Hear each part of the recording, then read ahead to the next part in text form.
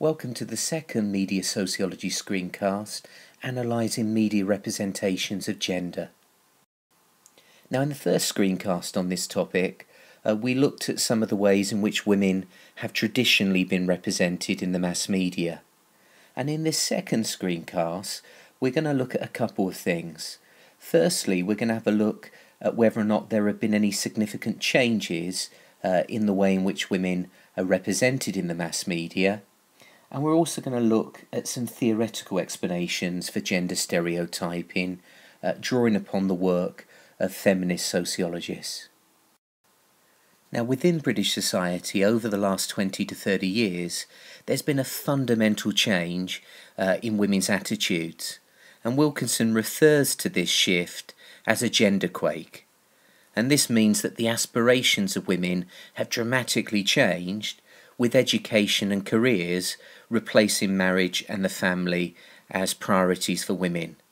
And some sociologists have argued that these social and cultural changes have started to affect the way in which women are represented in the mass media.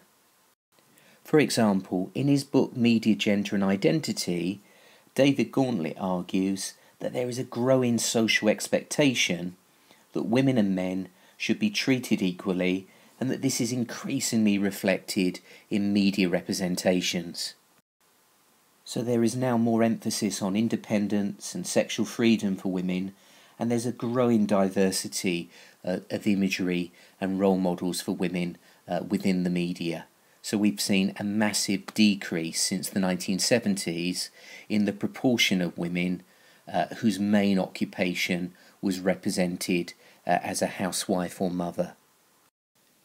And one area in which representations of women had changed considerably, according to David Gauntlet, is in the genre of action in films and on television, in which women have been recast as the action hero or heroine.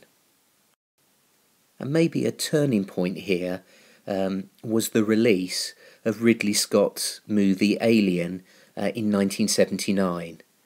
Prior to the release of this film, most female roles in action films were largely secondary and passive, and not usually directly involved with the main thrust of the narrative. However, in Alien, this character, called Ripley, outlived her male colleagues as her spacecraft was attacked by the hostile alien. She killed the intruder and survived, and therefore this film invited the audience to reconsider the role of women in action films. So Alien subverted hegemonic definitions of femininity by having a female lead character who was more confident and more powerful than the male characters. And later examples of this female action hero archetype are found in films such as G.I. Jane, Terminator 2 and the Lara Croft Tomb Raider franchise. So these women are represented as being fierce, tough and resourceful. However, as Knight points out, the characters in these films remain traditionally attractive and therefore still conform to the male gaze and the beauty myth. In other words, these characters are still objectified and exist for the pleasure of the male viewer. Changes in gender representations are also very evident in magazines targeted at young women. So as we can see here, that in the past these magazines promoted a traditional idea of femininity, what we referred to in the last screencast as the cult of femininity, where the dominant assumption was that girls should aspire to be beautiful in order to get a husband, and once married they should become homemakers and carers. By contrast, the focus of magazines since the 1980s, and Cosmopolitan was the magazine that really broke the mould, is on young women seeking to control their own lives rather than being dependent on men. So there's now much more emphasis on sexuality and less emphasis on romance, and according to McRobbie, the traditional idea of femininity is challenged, with women no longer portrayed as the weaker sex. Instead, young women are encouraged through these magazines to be more assertive, confident and supportive of each other. One traditional stereotype of women that hasn't really changed in recent years is the persistence of what Naomi Wolf calls the beauty myth. So this is the idea that women are assessed primarily in terms of their appearance and expected to conform to male conceptions of female beauty. In fact, Tebel argues that things have got worse. Tebel suggests that at no other time in history have women been so preoccupied with the shape that they're in and their appearance. So just take a minute to watch this short video and jot down your ideas as to why this kind of pressure to conform to the beauty myth may be worse for your generation of young females than any other generation that has gone before you.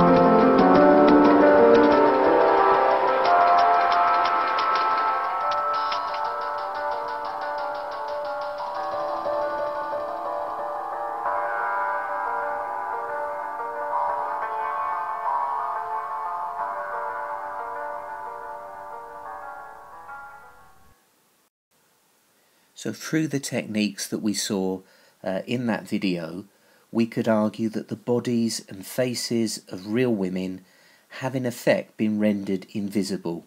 They've been symbolically annihilated in the mass media and replaced by an idealised, youth-obsessed beauty cult with airbrushed images of female beauty.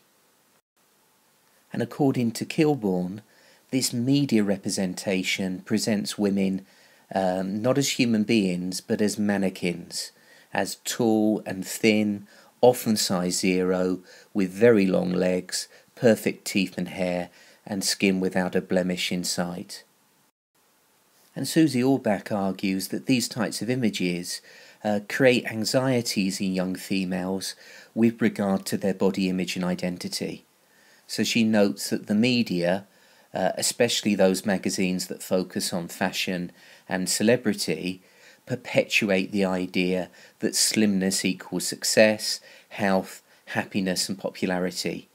And she accuses the media of overemphasizing this aspect of the beauty ideal and for encouraging young girls to be unhappy with their bodies.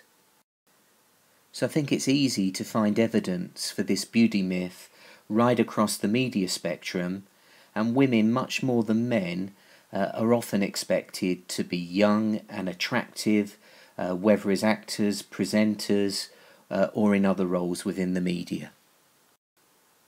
Okay, I want to end this screencast by briefly looking at how we might interpret stereotypes of women within the media using some theory. And we're going to look at feminism, and as you probably remember from the work that we did on sociological theory at the beginning of the course, there isn't one version of feminism. Feminism is made up of a variety of different perspectives, and we're going to look at 3 of the most important feminist perspectives. Firstly, liberal feminists would argue that the negative stereotypes of women within the mass media are primarily a product of the underrepresentation of women within the media industry. So women are underrepresented as chief executives, senior managers, editors and journalists. So media organisations still tend to be male dominated, which encourages them to adopt a male view of the world. So this will change according to the liberal feminist perspective if women gain more power and equal opportunities in media organisations, enabling them to break through the glass ceiling. In other words, from this perspective, the symbolic annihilation of women in media representations will only really begin to change when more women are given opportunities to work in senior positions within the media industry. Marxist feminism looks at the way in which certain stereotypes of women are presented in the media because of their benefits for capitalism and the profits of private businesses. So in relation to the beauty myth, they would argue that the cosmetics, fashion, diet and cosmetic surgery industries all promote the beauty myth because they profit from it. So from this perspective, the beauty myth is a form of false consciousness. It's about making women think about themselves and think about femininity in a very false and distorted way. And they would link this to the need of private businesses to provide us with false needs, to sell us products and services that we don't really need. In other words, the beauty myth is predicated on the idea that happiness must come from consumerism, from buying consumer products and services such as clothes, makeup, hair products, gym memberships and so on. For radical feminists, the key concept is patriarchy.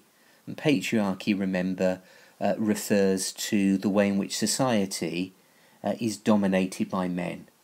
So they would argue that the media world, like the world in general, is a man's world which seeks to keep women in a narrow range of stereotype roles where they can continue to be subordinate to men. So where they conform to the beauty myth and look good, it's all about conforming to men's expectations of women. So they would argue that male-generated stereotypes of femininity discourage women from making the most of the opportunities available to them and undermine any threat to male dominance in society. So for radical feminists, the media is an ideological institution that promotes patriarchy. And one area of particular concern to radical feminists is the commercial and sexual exploitation of women's bodies within the media. And in class we'll have a look at the campaign that connects these images, the No More Page 3 campaign.